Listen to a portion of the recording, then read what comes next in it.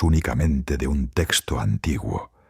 Hablamos de un hallazgo que sacudió la historia, un documento que no encajaba en la narrativa que se consolidó siglos después y que por eso mismo quedó oculto durante casi 1700 años. Su descubrimiento ocurrió en 1945, cerca del poblado de Nag Hammadi, en el desierto egipcio. 2 campesinos buscaban fertilizante natural y al excavar rompieron accidentalmente una vasija de barro sellada. Lo que encontraron dentro no era oro ni joyas. Era algo mucho más peligroso para la historia oficial. Manuscritos que contenían enseñanzas atribuidas a Jesús que no aparecían en los evangelios de la Biblia. Entre ellos, uno destacó de inmediato. No era una narración como Marcos o Lucas. No contaba milagros, ni describía el nacimiento de Jesús ni su muerte. No seguía ningún orden cronológico. En su lugar, ofrecía dichos, frases cortas y cargadas de un simbolismo profundo. Parecía más bien una colección de enseñanzas secretas, una especie de manual para quienes buscaban una comprensión interior de la realidad. Los expertos se sorprendieron al leerlo. La voz que allí aparecía era distinta. No imponía reglas ni hablaba de estructuras religiosas. En cambio, invitaba al oyente a descubrir algo dentro de sí mismo, a mirar hacia adentro, a despertar. Y eso levantó preguntas incómodas. ¿Por qué este texto no se conservó en la tradición? ¿Por qué fue excluido cuando se formó el canon oficial?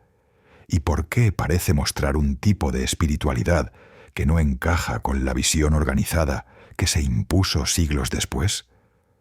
Al estudiar el contexto histórico, surgió una hipótesis inquietante. Quizá no fue olvidado, quizá fue silenciado.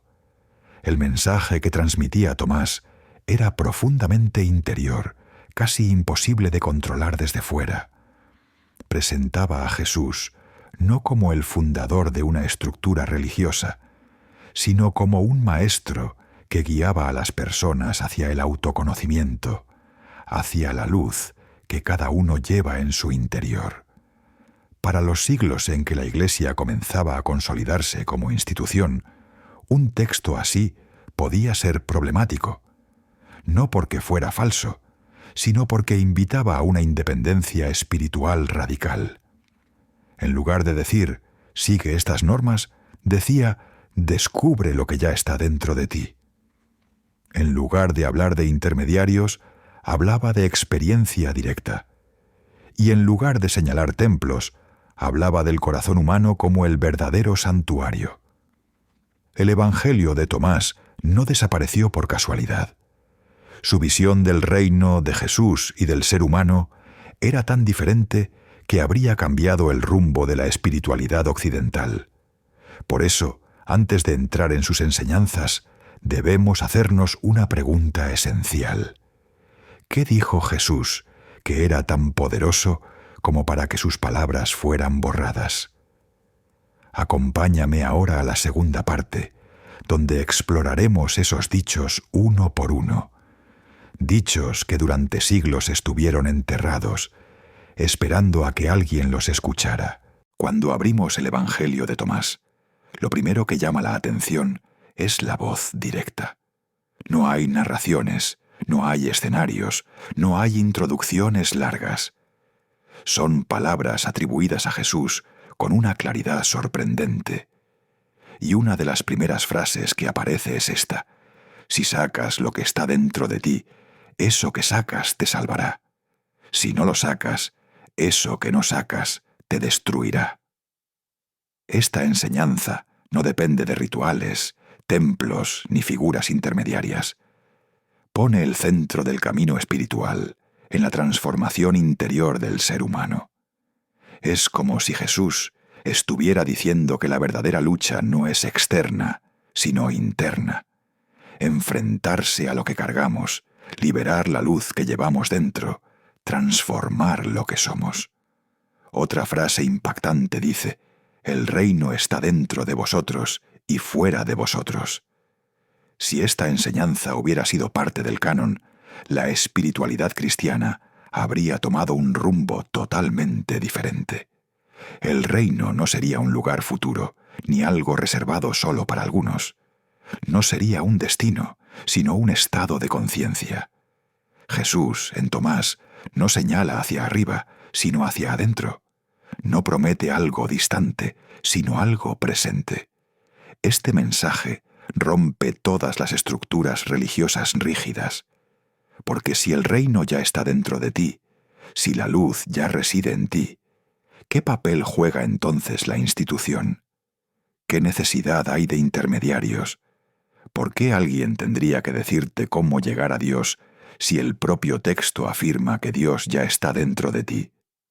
Otro dicho aún más profundo afirma: cuando hagáis de los dos uno, seréis hijos del hombre.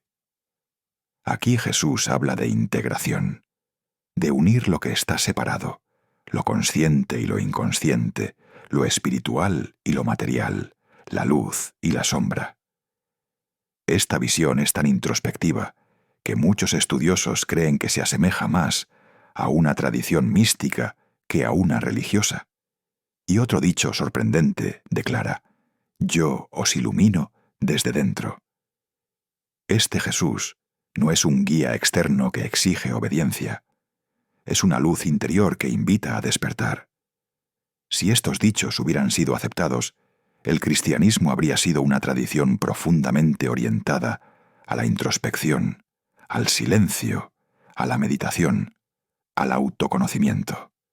Una tradición centrada en el despertar interior, no en la obediencia externa. Ahora entendemos mejor por qué estas palabras pudieron ser consideradas peligrosas, porque cambian la estructura completa de la fe, porque liberan al individuo, porque desplazan el poder desde las instituciones hacia el interior del ser humano. Pero todavía falta una pregunta esencial: ¿por qué fueron borradas?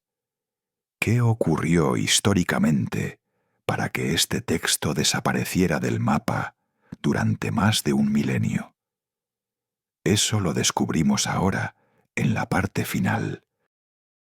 A medida que avanzamos por el Evangelio de Tomás, comprendemos por qué este texto no encajaba en la estructura religiosa que se consolidó siglos después. Tomás presenta un tipo de espiritualidad difícil de controlar, profundamente interior y basada en la experiencia directa de lo divino. ¿Por qué fue rechazado? La primera razón es simple. Tomás propone un camino espiritual sin intermediarios. Jesús enseña que el reino está dentro de ti, que la verdad está dentro de ti, que la luz está dentro de ti. Y cuando una enseñanza afirma que no necesitas mediadores, rituales obligatorios o estructuras rígidas para conectarte con Dios, esa enseñanza puede ser vista como una amenaza por cualquier institución que aspire a organizar la fe desde fuera. La segunda razón tiene que ver con la imagen de Cristo que presenta Tomás. Los evangelios canónicos describen a Jesús desde relatos y acontecimientos externos.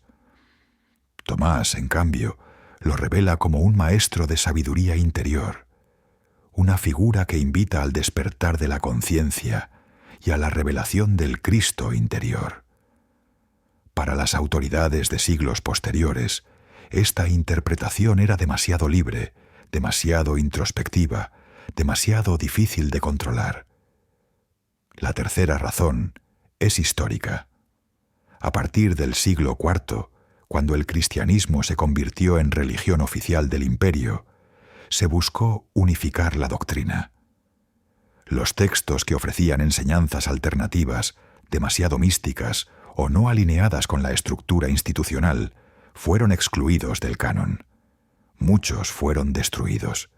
Otros quedaron ocultos, protegidos por el silencio y por la arena del desierto, como Tomás. Pero más allá de su exclusión, hay una pregunta que importa hoy. ¿Qué significa Tomás para nosotros? El Evangelio de Tomás no pretende reemplazar nada. No compite con ningún otro texto. No busca destruir creencias. Su propósito parece ser otro: invitar a una experiencia viva de lo espiritual. Tomás propone un viaje hacia adentro, un viaje de observación, de lucidez, de reconocimiento de nuestra verdadera naturaleza. Cuando Jesús dice: «Divide un tronco y allí estoy yo. Levanta una piedra y me encontrarás allí». Está recordándonos que lo sagrado no está lejos, no está separado del mundo, no pertenece a un lugar exclusivo. Lo sagrado está en todas las cosas y, sobre todo, está dentro de nosotros.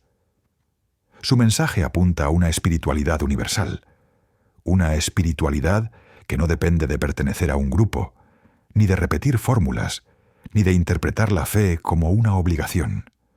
Es una espiritualidad que inspira, que ilumina, que libera.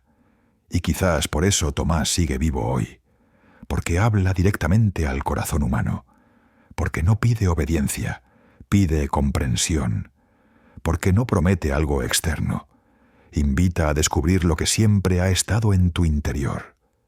Reflexión final. El Evangelio de Tomás recuerda que lo divino no está en un lugar inaccesible ni reservado para unos pocos.